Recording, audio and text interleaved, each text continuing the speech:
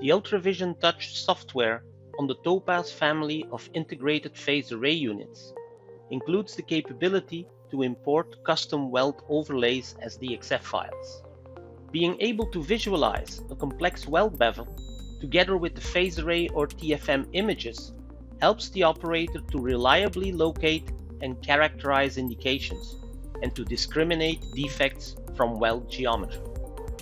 In this video, a DXF file containing a typical dissimilar metal weld geometry with various acoustic interfaces will be imported in a TFM setup on the TOPAZ unit.